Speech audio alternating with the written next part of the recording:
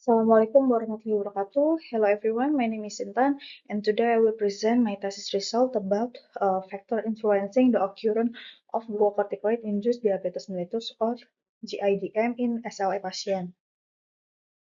This is the background of my research.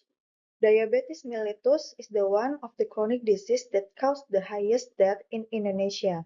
Type 2 diabetes is caused by lifestyle factor, genetic factor, and obesity that are not handled properly.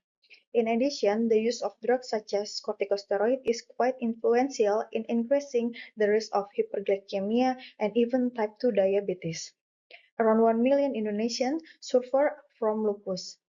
One of the management of SLA patients is using corticosteroid. This therapy aims to achieve remission or low disease activity, as well as prevent flare and complication in organ. This is the basic characteristic of research subject. The mean age of patient is 32 and majority patient is female.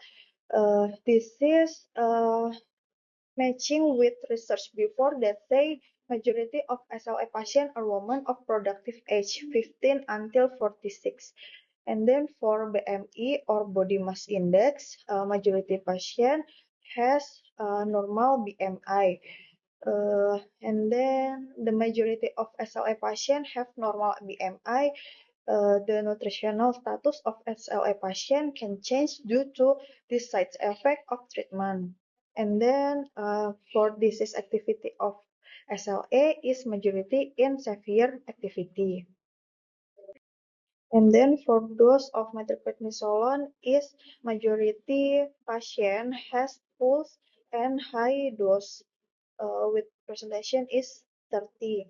And then for route of administration methylprednisolone is majority patient has intravena route. And then this is the result of GIDM prevalence in SLA patient. The prevalence of GIDM in hospitalized SLA patient is 7.5%, where 6 out of 80 SLA patient experience GIDM. Hyperglycemia occur in most hospitalized patients receiving high-dose corticosteroid in patients without a history of diabetes. 19 out of 34 or 56% experience hyperglycemia at least once. This is from Donihi.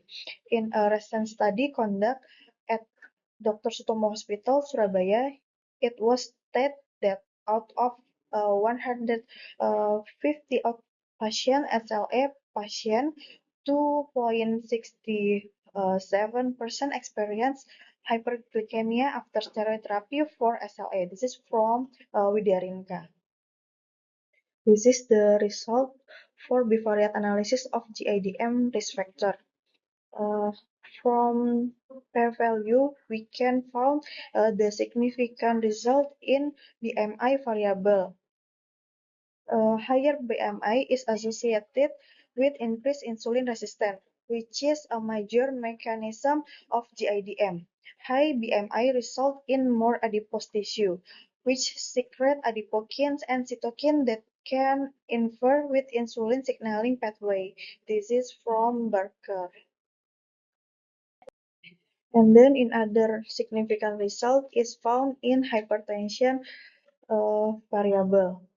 Hypertension is a risk factor for type 2 diabetes mellitus. Hypertension is a risk factor for diabetes because hypertensive patients often show insulin resistance and are at greater risk of developing diabetes than individuals with normal blood pressure.